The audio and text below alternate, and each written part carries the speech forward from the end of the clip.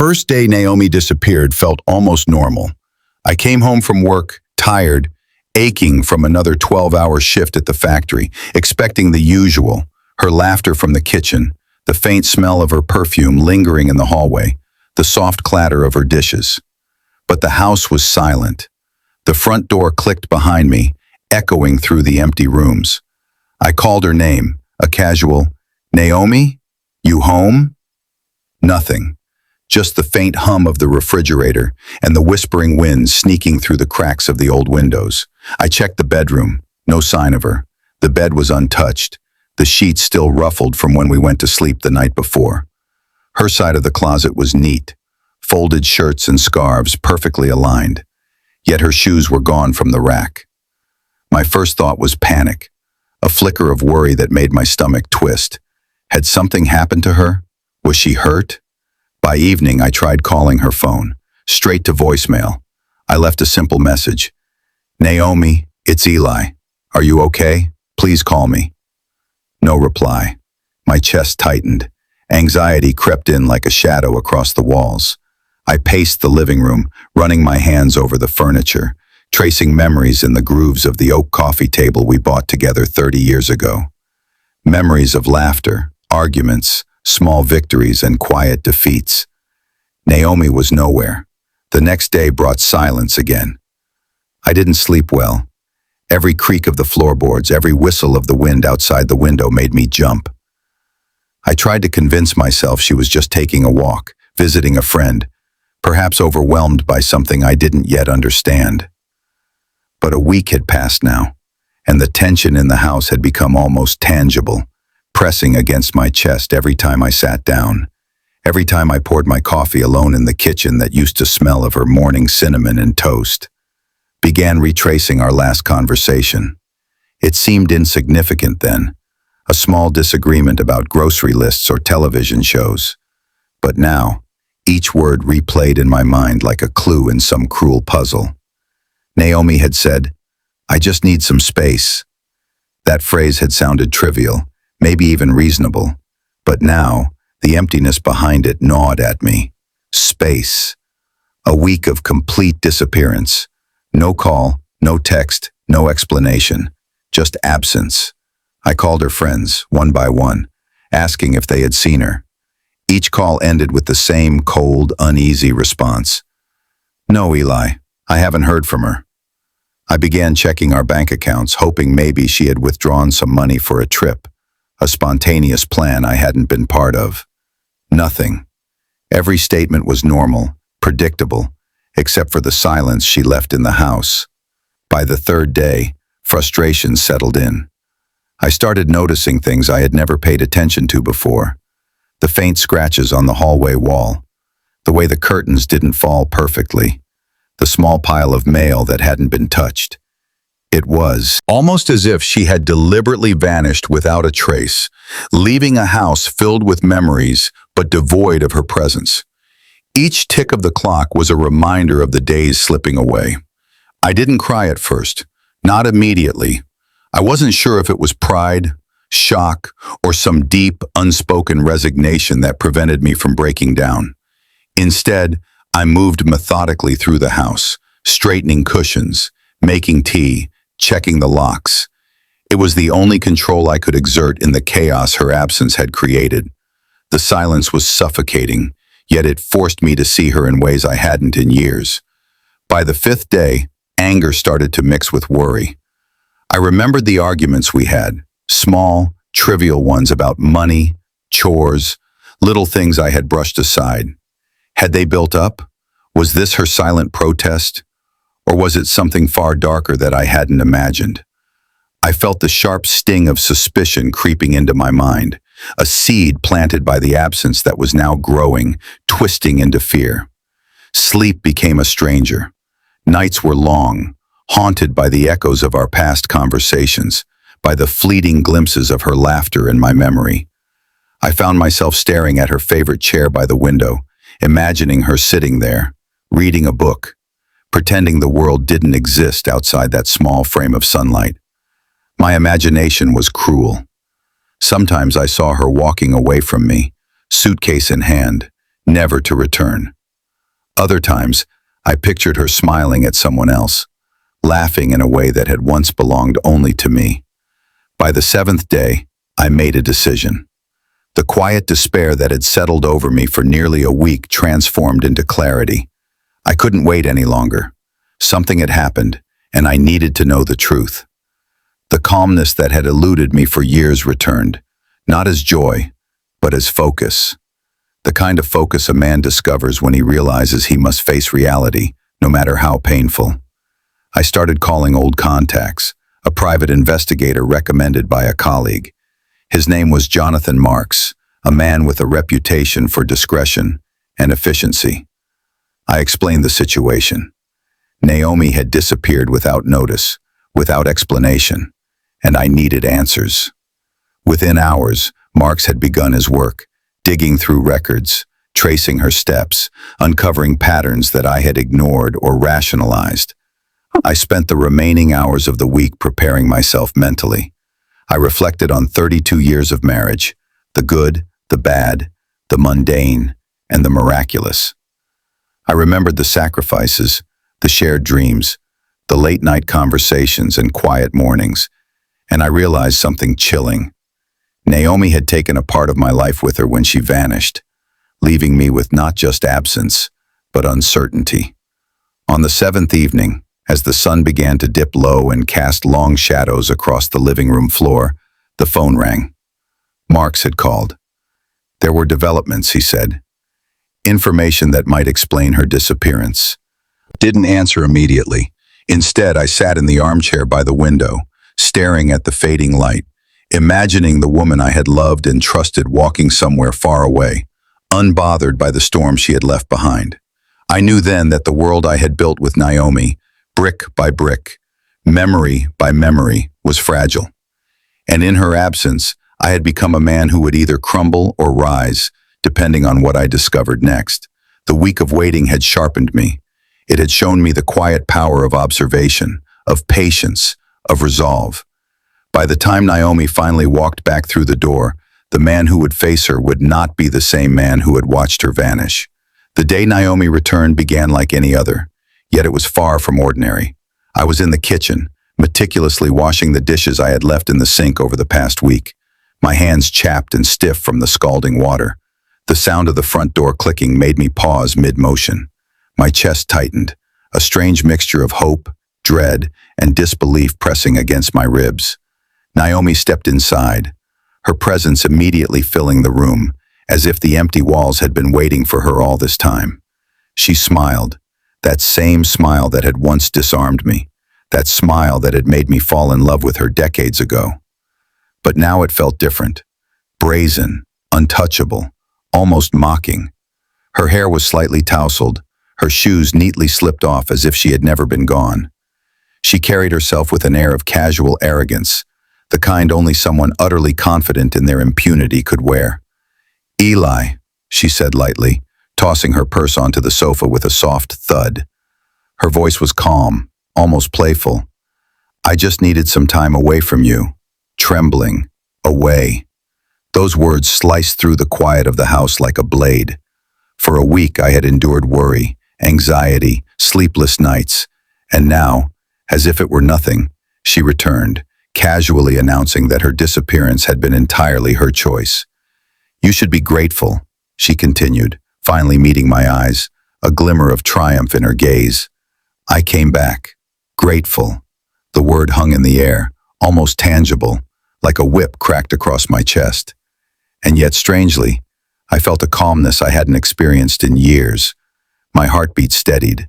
The anger, fear, and confusion settled into a quiet clarity. I breathed deeply, feeling each lungful of air fill me with purpose, with resolve. "I'm glad you enjoyed it," I said softly. My voice was serene, measured, almost gentle.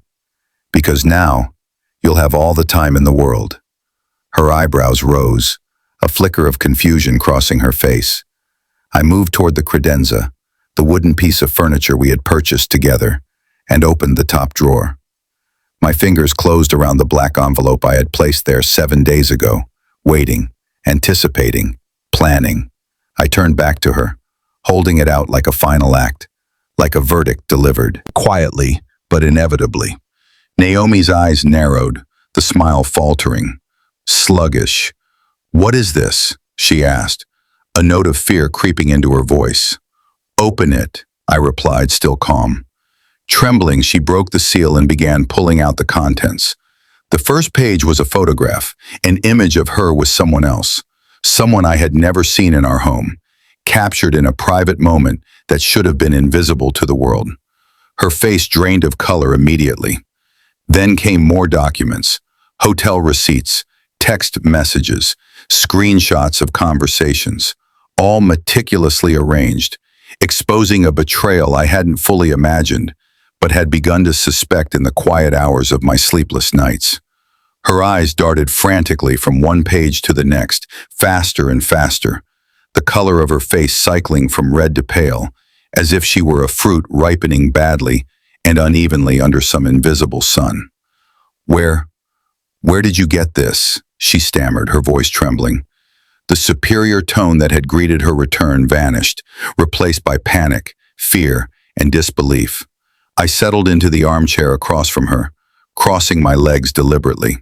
The white button-down shirt I wore, her favorite, she had once said, felt like armor now, a symbol of the calm, deliberate man I had become. "You had a whole week to yourself, Naomi," I said quietly. "I used that time too. There are decisions that take a second. There are decisions that take years. Mine matured in exactly 7 days. 7 days in which you disappeared without a trace, without a word, without a single call.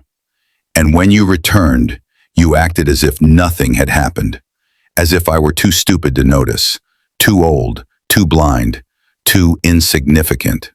She didn't answer. The papers shook in her hands, her knees threatening to give way beneath her.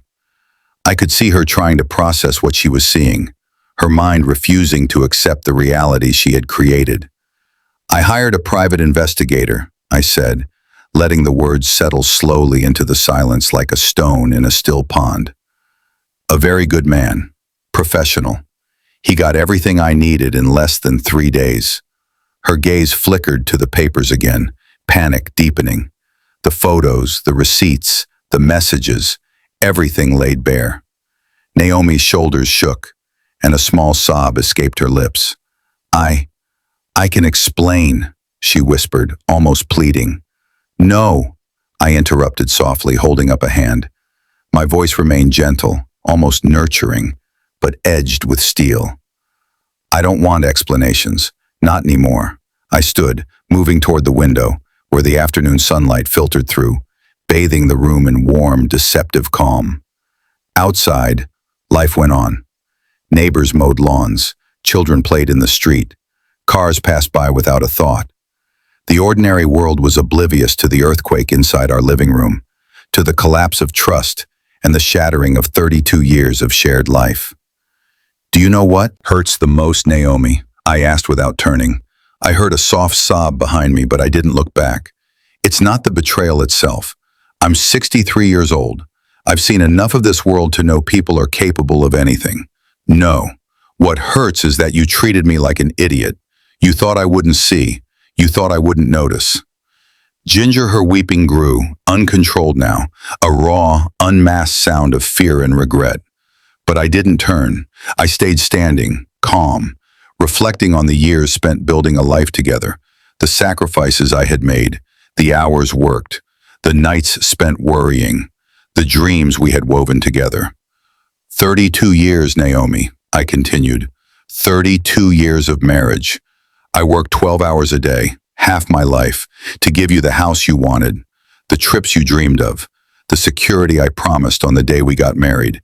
And while I worked, while I built our future, you were building another life.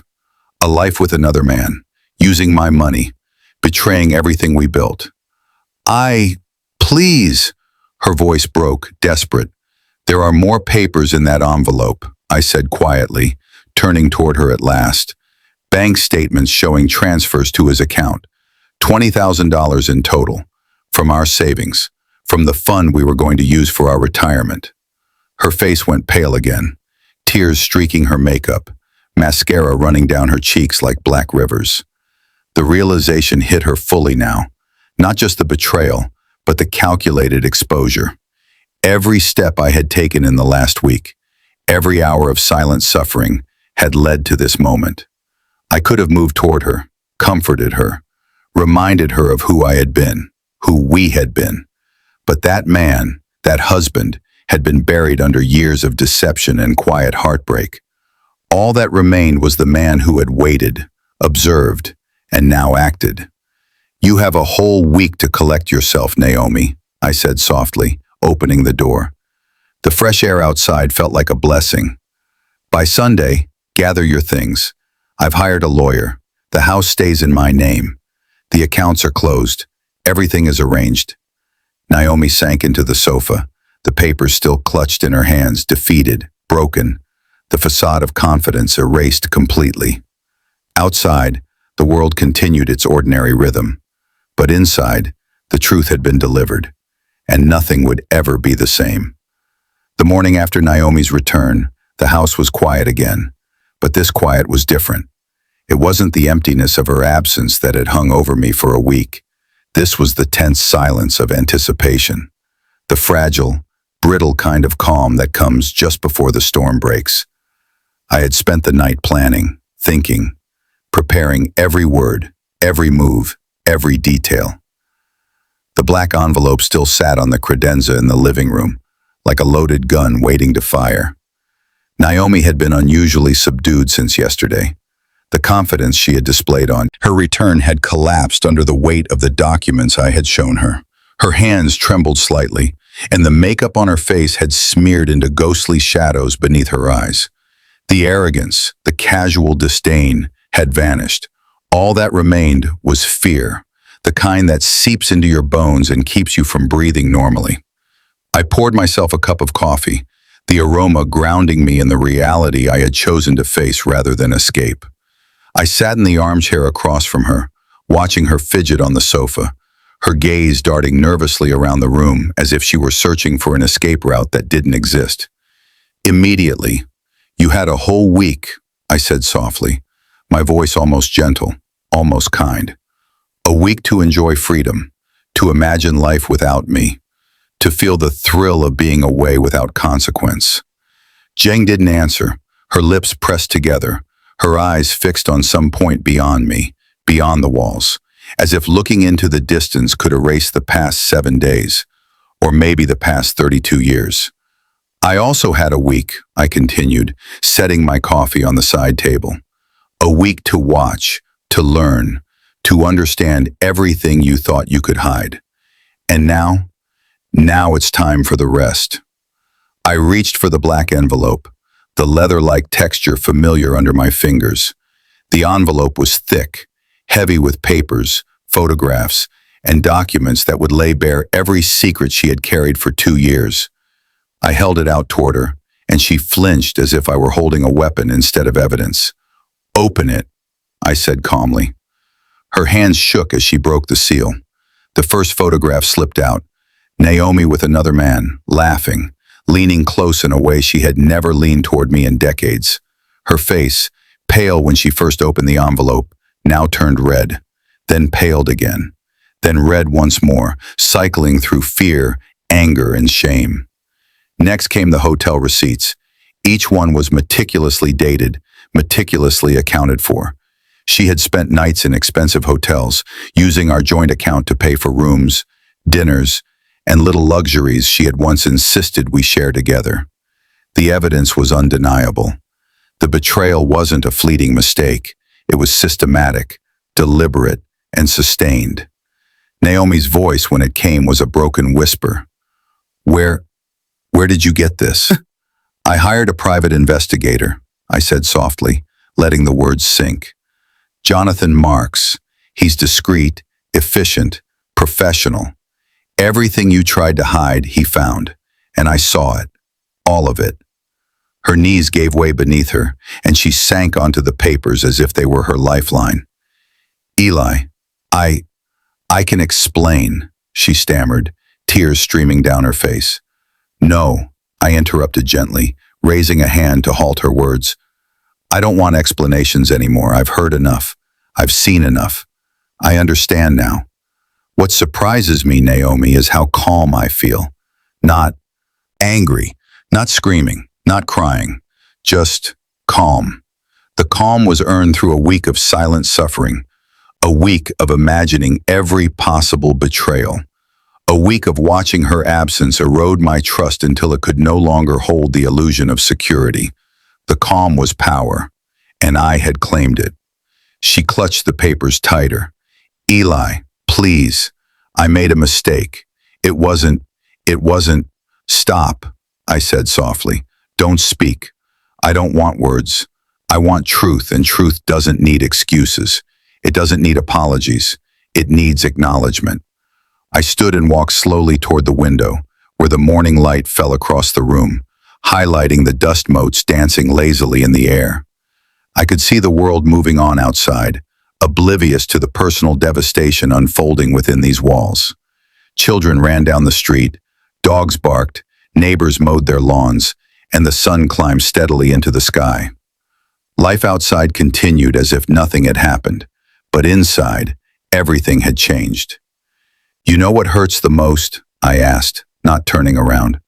Not the betrayal itself, not the stolen money, the stolen nights, the lies. No, what hurts is that you treated me like I was blind, like I was stupid, like I was too old to notice what was right in front of me. Naomi's grew louder, her voice breaking. She wanted to argue, to plead, to justify herself, but the evidence in her hands rendered her words useless. Every argument she could make had been preempted, every excuse anticipated, every lie exposed. The first documents weren't everything, I continued. There are bank statements, transfers, $20,000 from our savings, from the fund we were supposed to use for our retirement. Do you know how many hours I worked to put that money aside? How many sacrifices I made so we could have security in our old age? And while I was working, while I was building a life we would share, you were giving it away to someone else. Her face turned red, then pale, then red again, like the first photograph had marked the beginning of a physical unraveling. She had been caught, completely. There was no defense, no escape. The calm in my voice contrasted sharply with the chaos in hers, and I could see the realization settling into her bones like a weight she could never lift. I walked back to the armchair and sat down, crossing my legs deliberately, letting the silence between us grow heavy. Every second she remained there, holding the evidence, was a second she could not undo, a second she could not escape the truth. The envelope isn't just photographs or receipts, I said quietly. It contains every message, every hidden account, every step you took to build a life outside of me. And it took only 7 days for me to uncover it all. 7 days. The same 7 days you disappeared without a trace. Time has a way of revealing things, Naomi. Time and patience. I had both. Reikami's hands trembled, the papers almost slipping through her fingers. She was small, broken, and vulnerable in a way she had never been in 32 years. And for the first time, I realized that her absence had given me clarity, a perspective I had never known I could have. Jimmy back, letting the sunlight warm my face. You think you returned to a husband who wouldn't notice, who would accept your silence, your lies, your absence. But that man no longer exists. He's gone, replaced by someone who sees clearly, who waits patiently, who knows what must be done. Sluggish, her sobs were the only answer. Her arrogance, her casual dismissal, her casual return. It had all vanished under the weight of truth. And I knew, even as I sat there, that nothing would be the same again. The calm, the quiet, the deliberate observation of the past week had transformed me. The black envelope rested on the sofa beside her now, a silent testament to her betrayal. And while she wept, I allowed myself a small, controlled smile, knowing the next steps were mine to take, deliberate and unflinching. The game had changed. I was no longer a man lost in absence, waiting for answers. I had the answers, and I had power. Extremists outside, life continued, But inside, the rules had shifted. Naomi's return had triggered a reckoning that could not be stopped. The calm before the storm was over. The storm had arrived. The morning after confronting Naomi with the black envelope, the air in the house was thick with tension, a weight so heavy it pressed against my chest with every breath I took. The sunlight slanted through the blinds, carving stripes of light across the living room, illuminating the dust floating lazily in the air. It was a mundane morning, ordinary in appearance, yet beneath it lay the earthquake that had shattered our 32 years together. Naomi sat on the sofa, her body slumped, the black envelope still in her trembling hands. Her eyes were red and swollen, mascara streaking her cheeks in messy black lines. The arrogance and casual defiance she had worn like armor had been stripped away, leaving her exposed, raw, and terrified. She looked smaller, diminished, almost unrecognizable to me. I sipped my coffee slowly, savoring the calm before the next confrontation. Calm, yes, but not weakness. There is a difference. Calm is clarity. Calm is preparation. Calm is the stillness before decisive action. I had spent 7 days waiting, watching, planning. Now the time had come to reveal everything. "You think the envelope contained everything?" I said softly, my voice carrying through the quiet room. "You think seeing the photographs, the hotel receipts, the messages would be enough to shock me, enough to shake me?" But it wasn't. Neil blinked up at me, a flicker of fear in her gaze. Her hands tightened around the envelope as if it were a lifeline. "Eli, please, I didn't mean for—" "Stop," I said, calmly. "No words, not yet. Words cannot undo the past, cannot erase the choices you made, cannot repair the damage inflicted over years of deception." I walked over to the credenza and retrieved another set of documents, thicker this time, bound with a neat clip. These papers weren't just evidence, they were a reckoning. I placed them on the coffee table in front of Naomi, letting the weight of their presence sink in. She glanced at the pile, then back at me. "What is this?" she asked, her voice barely above a whisper, almost pleading. "Open them," I said. Her hands shook as she separated the pages.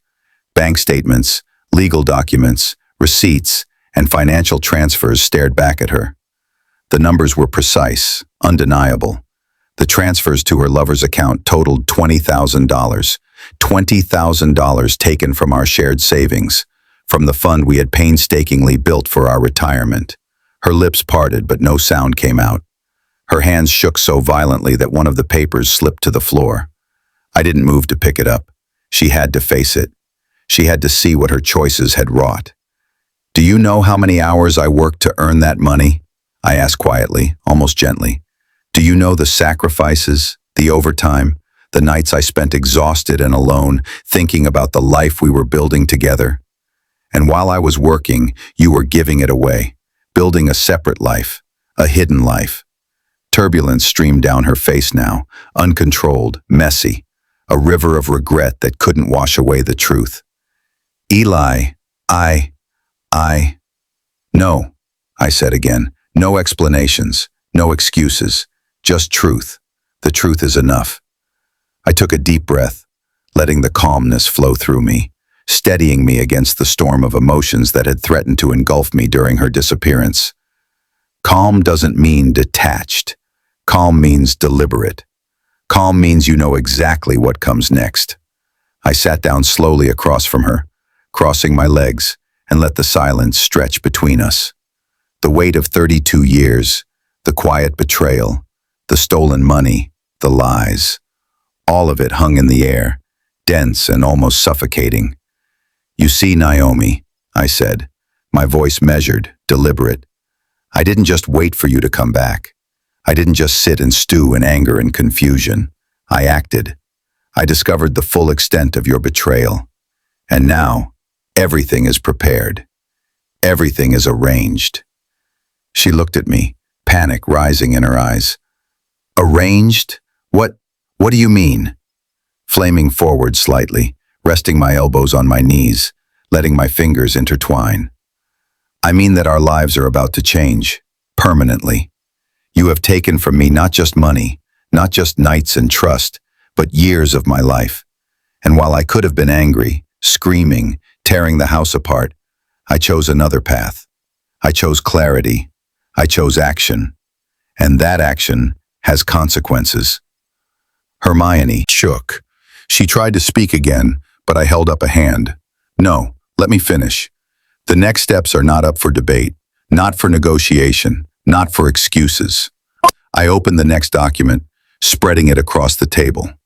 Divorce papers, legally prepared, ready for signatures. Everything handled through our attorney, Julian Carter, a man I had trusted for years. The house would remain in my name, the joint accounts closed, and Naomi's access revoked. The power she thought she had wielded through secrecy and manipulation was gone. "You can't do this," she said, her voice weak, trembling. It's not. I already did," I interrupted softly. "Everything is finalized. Your name has been removed from the accounts. The house is mine. The savings are secure. You have until Sunday to collect your belongings. After that, I will have nothing more to do with you." Slumped further into the sofa, tears streaking her cheeks, the papers shaking in her hands. She looked like a child caught in a storm far too big to survive. And in a way, she was. The storm wasn't coming. It was already here, and she had built it herself over years of deceit. I didn't mean," she began again. "No more words," I said, my voice still calm, soft, deliberate. "I have nothing left to hear from you. Silence is all that remains, and silence is what you will have. I have made peace with the past week, with the betrayal, with the lies. And now I act."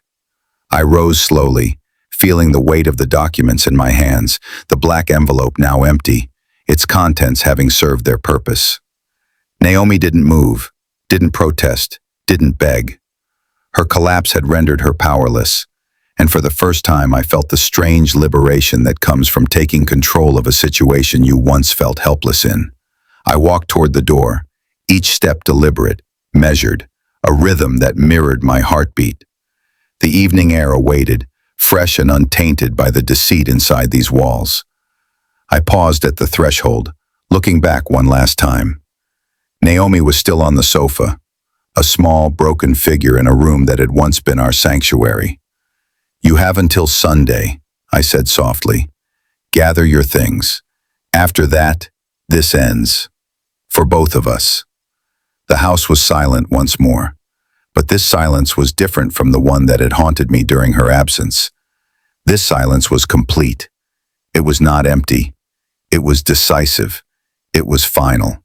It carried the weight of truth, the power of clarity, and the inevitability of consequences. I stepped outside, inhaling deeply. The air was crisp, the sun lowering itself toward the horizon. Life outside continued, oblivious to the emotional devastation, oblivious to the personal reckoning that had unfolded within those walls. I allowed myself a moment to breathe, to feel the strange peace that comes from acting decisively, from reclaiming control, from seeing the truth fully and responding with deliberate calm.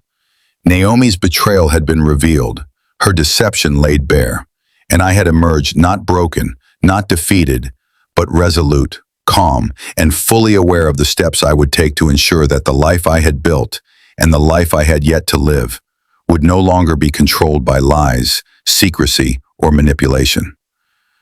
The first week had ended. The reckoning had begun. And in the quiet, deliberate calm of that evening, I realized something profound. The past could no longer hold me hostage.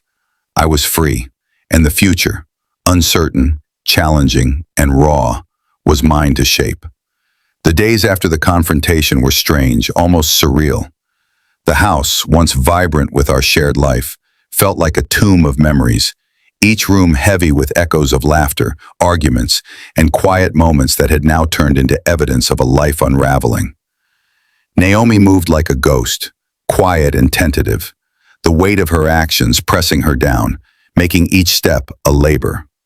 She barely looked at me, avoiding my gaze, though the tension between us was palpable, a living, breathing thing in the air. I spent my mornings in the study, reviewing documents, phone calls, and emails with our attorney, Julian Carter. Everything had been prepared meticulously during that week Naomi vanished. The divorce papers, the account closures, the house title transfers. Julian's office had been a calm sanctuary of order, a stark contrast to the storm that raged in my home. With each step, I felt the quiet satisfaction of preparation, of justice being carefully orchestrated, not in vengeance, but in reclaiming what was mine.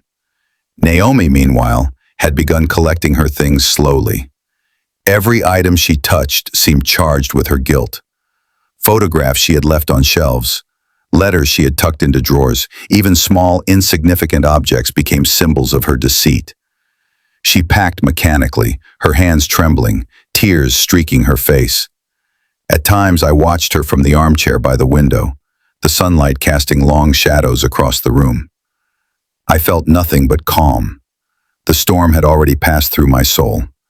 Now, I simply observed. "You can't just take everything," she said one afternoon, her voice breaking as she held a box of our shared belongings.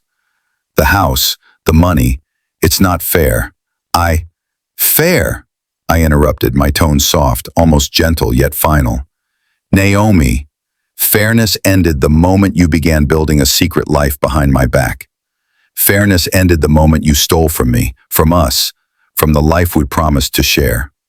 What remains now is justice, and justice has a name." Her sobs grew louder, but I didn't flinch. I had flinched too much in the past, bending, accommodating, forgiving too easily. Not anymore. The house had been mine to protect, and I was finally doing so. I walked to the credenza, retrieved the stack of documents, the irrefutable proof of her betrayal, and laid them out on the coffee table. Naomi sank onto the sofa, staring at them as if they were talismans of her impending doom. "These are more than numbers and photographs," I said, my voice steady.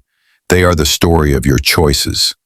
The evidence of a life you chose to lead in secret, and now you face the consequences." She shook her head, tears falling freely now. "Eli, please, it wasn't. I didn't. No," I said firmly, holding up a hand. "No more words. The story is told. The evidence is here. And the actions you will take now are simple. Leave, gather your things, and face the life you've created outside of mine." Each day that passed brought a mix of tension and liberation. I spent hours walking the perimeter of the property, checking locks, organizing financial statements, making calls to ensure that every legal precaution was in place. I had never felt such clarity, such deliberate focus. Every step was measured, every action was intentional. The calm I had cultivated in the previous week became my armor, my guide, and my power. Naomi, meanwhile, had begun to realize the magnitude of her loss. The arrogance and entitlement she once displayed had been stripped away by the documents, by the reality that her actions had consequences far beyond her imagination. She moved quietly, gathering the last of her belongings, her body slumped, her hands shaking. I watched her from a distance, feeling neither satisfaction nor pity, only calm certainty. On the fourth day after our confrontation, she approached me, holding a small box of personal items, photographs, letters, keepsakes she deemed important. Her eyes, once sharp and defiant, were now hollow, brimming with a sorrow she could no longer hide. "Eli, she began, her voice trembling. "No," I said gently, "save it. For yourself, not for me. I have no words left for you. I have nothing left to give. What remains now is action, not conversation." The following day, I finalized arrangements with Julian. The house title had been transferred entirely into my name. The joint accounts were closed, and Naomi's name removed. The money she had siphoned away had been recovered wherever possible, and the remainder accounted for in the divorce proceedings. Every step was legal, methodical, and undeniable. Tensions were the hardest. The quiet house, once full of shared life, felt cavernous. I would sit in the armchair by the window, watching the neighborhood continue its ordinary rhythm. Children playing, neighbors laughing, cars passing. Outside, the world was oblivious to the earthquake that had occurred within these walls. Inside, however, The echoes of 32 years of betrayal, love, laughter, and pain lingered, haunting every corner. By the sixth day, Naomi had collected most of her belongings. She moved silently, avoiding my gaze, aware that any attempt at confrontation or manipulation would be futile. The arrogance, the casual defiance, smugness, everything was gone. She had been reduced to a shadow of the woman who had walked back into my life a week ago, laughing as if nothing had happened. Patton. Day arrived, Sunday. Naomi stood at the threshold, holding a single suitcase, her posture defeated. The house, once a symbol of our shared life, now felt like a monument to the betrayal she had committed. She looked at me, eyes pleading, searching for something she would never find. Forgiveness, understanding, perhaps even pity. But I had none left to give. "You have everything," I said softly. "The rest of your life is yours to manage. The choices are yours. The consequences are yours. I will not intervene. I will not speak. I will not return." She nodded silently, her body trembling. She stepped outside, closing the door behind her with a soft click that resonated like the end of an era. For the first time in 32 years, I was alone in the house, truly alone. And the silence that followed was different from before. It was not empty. It was full of clarity, of resolution, of calm. Disregard across the rooms, touching the furniture, running my hands over the surfaces that held memories. Each item, each photograph, each piece of our life together now existed as a testament to the past. A past I had survived. A past I had endured. A past I had finally reclaimed. I sat in the armchair by the window and watched the sun dip below the horizon. The neighborhood continued its ordinary rhythm, oblivious to the storm that had passed. I felt the calm settling into my bones, the clarity of action replacing the chaos of uncertainty. Naomi's betrayal had been revealed. The consequences had been enforced. And in that calm, deliberate silence, I realized something profound. The past could no longer hold me hostage. I was free. The storm of betrayal had passed, leaving devastation in its wake. But I had survived. And beyond the ruins of trust, deception, and loss, I saw the faint glimmer of a life I could finally shape for myself. A life unbound by lies. A life guided by clarity, calm. And the days after Naomi left were strange. For the first time in decades, the house felt truly mine. Every corner, every shadow, every piece of furniture held memories of the life I had built and shared. But now they stood as silent witnesses to the end of that shared life. The empty rooms echoed differently, no longer with laughter, arguments, or casual conversation, but with quiet reflection, a weightless, almost serene solitude that both comforted and unsettled me. I spent the mornings moving through the house, completing tasks I had ignored for years, reorganizing drawers, dusting corners, filing away documents, and cleaning spaces that had been cluttered with Naomi's belongings. Each action, though mundane, felt like a reclamation, a small victory in a life that had been overshadowed by betrayal. The act of restoring order to the physical space mirrored the quiet restoration of my mind, my perspective, my sense of self. I often found myself pausing in the living room, staring at the window where sunlight filtered through the blinds, casting long, dancing shadows on the floor. The street outside moved in its usual rhythm. Children riding bikes, neighbors chatting, the hum of cars passing by. Life outside continued, with perfect ignorance of the upheaval that had occurred within these walls. And I realized that the world didn't care for personal tragedy, nor did it pause for emotional reckonings. Life simply moved forward, and so must I. Sitting in the armchair by the window became a ritual. I would place my hands over the armrests, letting my fingers trace the grain of the wood, feeling the solidity beneath them. The chair, once just a piece of furniture, became a symbol of continuity, a witness to the transformation I had undergone over the past 2 weeks. I had emerged from Naomi's betrayal with a sense of clarity I had never known, a calm that wasn't born of ignorance or denial, but of deliberate, measured reflection.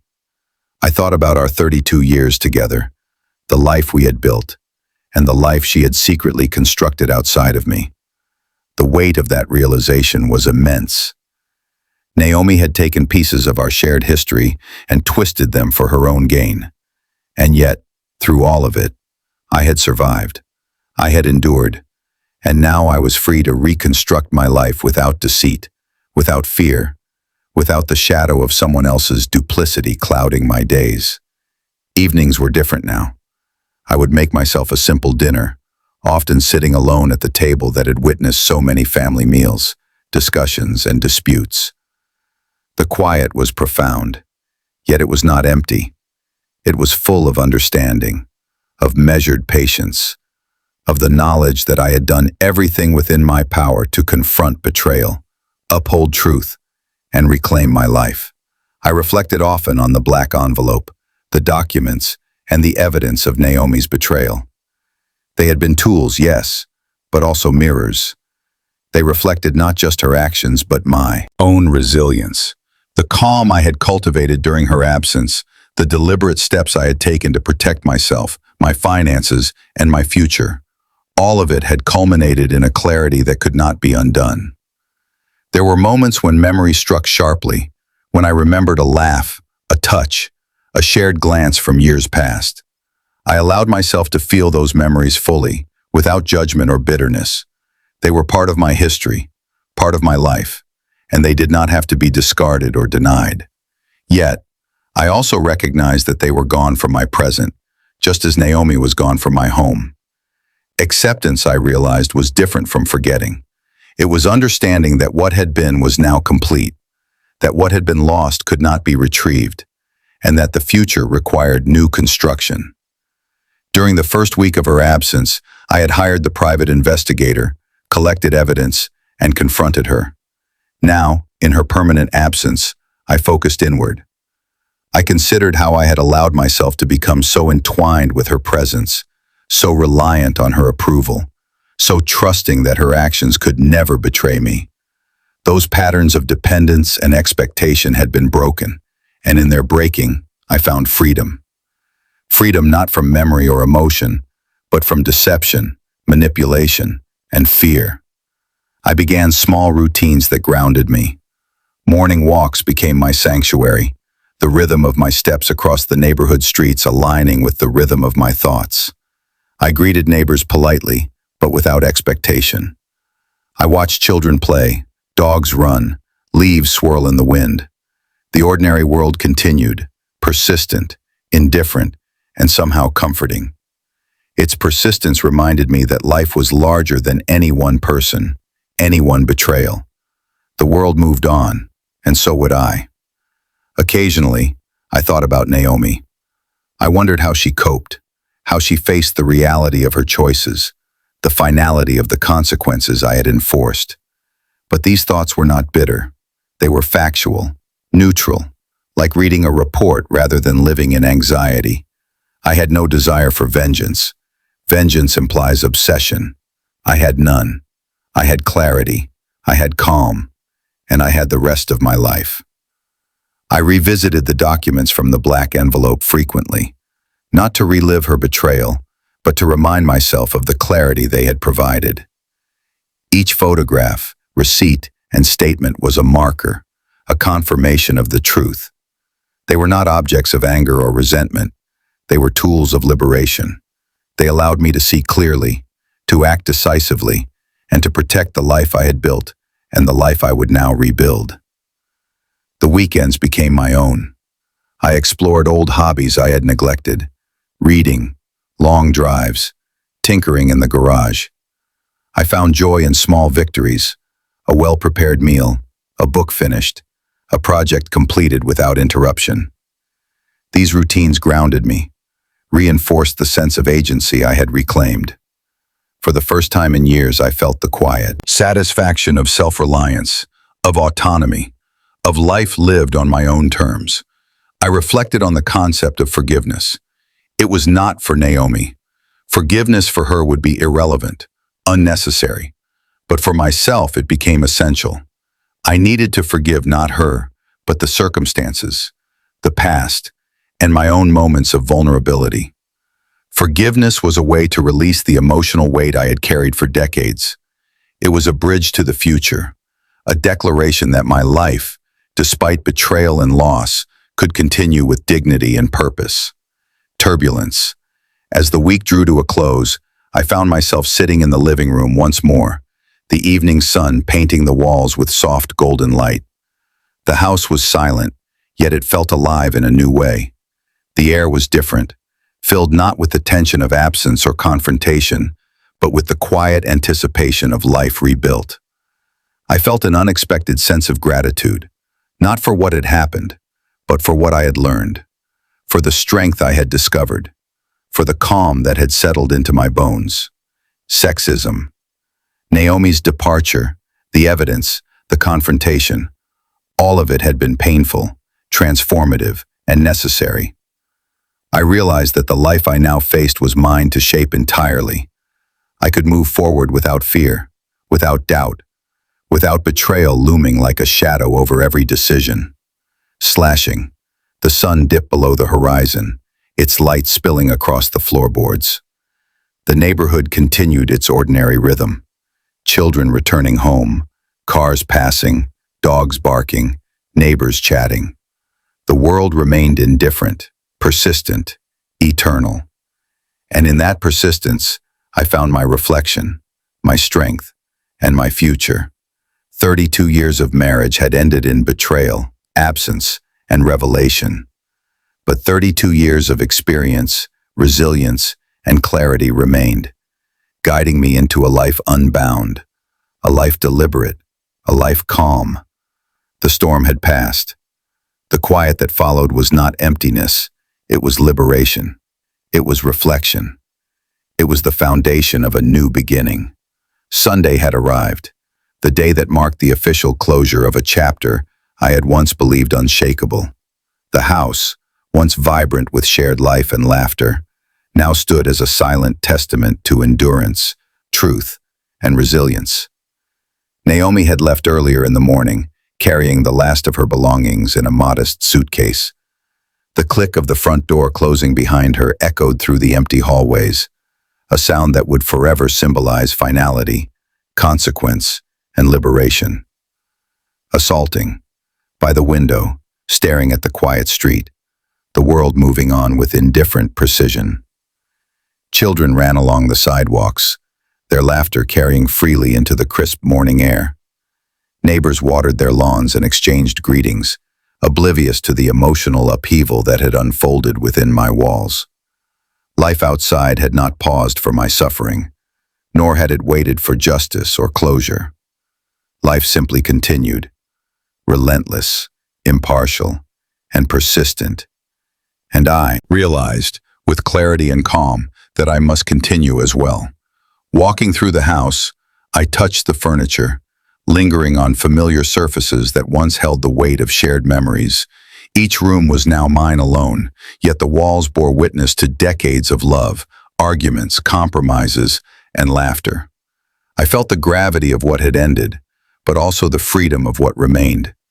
The memories were mine, preserved but no longer shackled by deceit. The house, the possessions, the history, they were constants in a world suddenly uncertain, and I could now navigate that uncertainty on my terms. Misinformation. I moved to the study, a sanctuary of order amidst emotional chaos. Here I organized the legal documents, the evidence from the black envelope, and the files prepared by our attorney. Everything was neatly stacked, labeled, and stored. Each page represented closure, not vengeance. Each document was a marker of truth and clarity, proof of my patience, my deliberation, and my unwavering commitment to integrity. I did not dwell on anger. I did not harbor resentment. I allowed the weight of truth to rest where it belonged, neither mine to carry nor hers to escape. Jasmine, croissants. I explored parts of life I had neglected over the decades. I revisited old hobbies, long-forgotten passions, and quiet routines that nourished the soul. I spent hours in the garden, tending to the plants Naomi had once loved, finding satisfaction in nurturing life without distraction or deceit.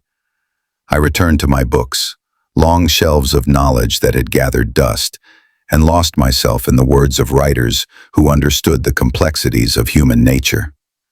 I took long drives along winding roads, feeling the hum of the tires against the pavement, the wind against my face, and the liberation that came with solitude. Each day, I felt the subtle shift of power, the reclamation of life, of space, of time. The calm I had cultivated during Naomi's absence, the deliberate clarity forged during her week-long disappearance, now became a permanent part of me.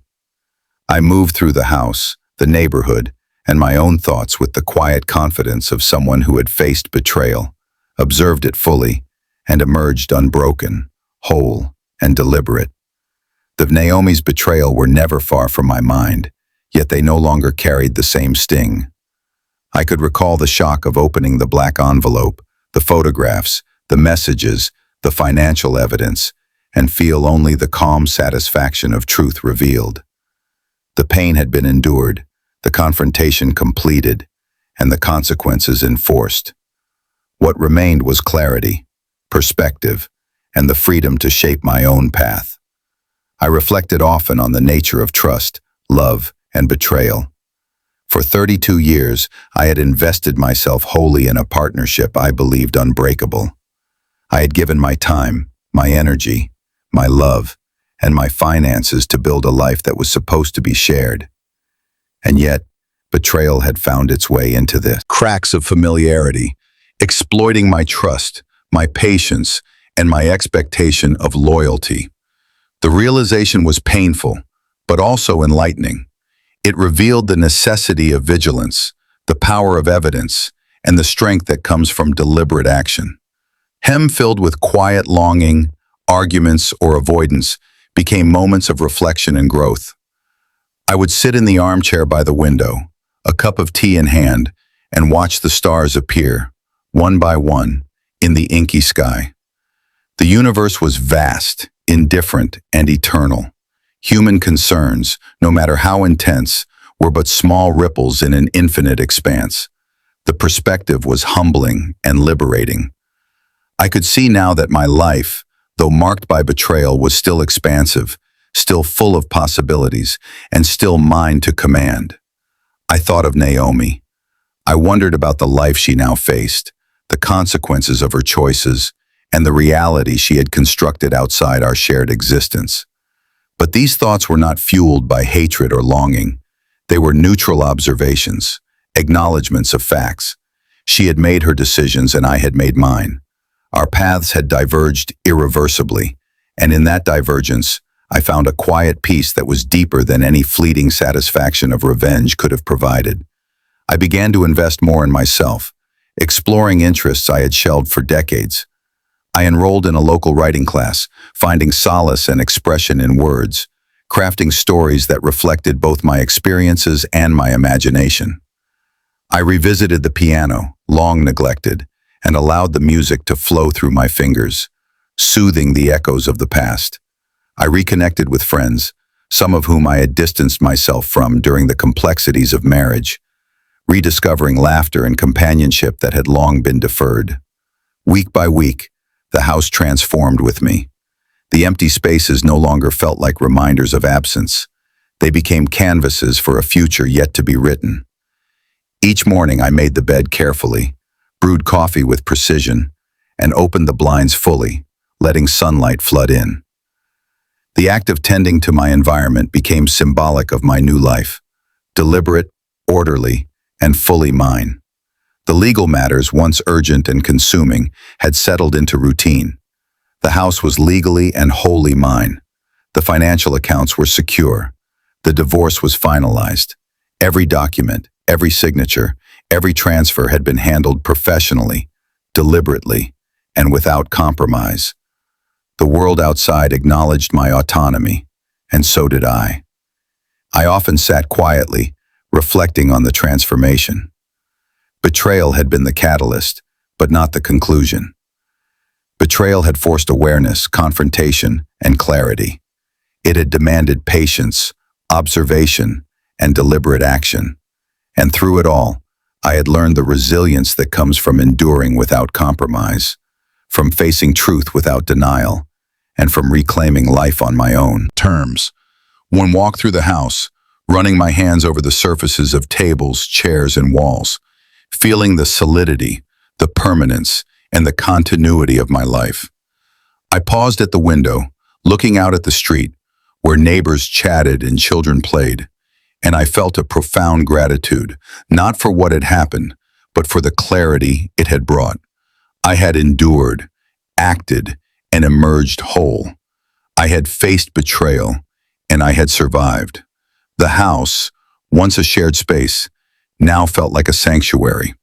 The memories, though vivid, no longer held power over me. They were markers of a life lived, lessons learned, and strength gained. I realized that freedom was not the absence of pain, but the presence of clarity. Freedom was not revenge, but the deliberate reclamation of self. Freedom was calm, resolve, and the quiet knowledge that life, though unpredictable, was fully mine to shape. As the sun set, casting golden light across the empty rooms, I felt a sense of completion. Naomi's chapter in my life had ended. The evidence, the confrontation, the legal resolutions, they had served their purpose. And now, what remained was the future, open, unbound, and waiting. I sat in the armchair by the window, the first stars appearing in the sky, and allowed myself to breathe fully, deeply, and freely. The house was quiet. The past was reconciled. The storm had passed, leaving only calm, clarity, and the promise of a life rebuilt.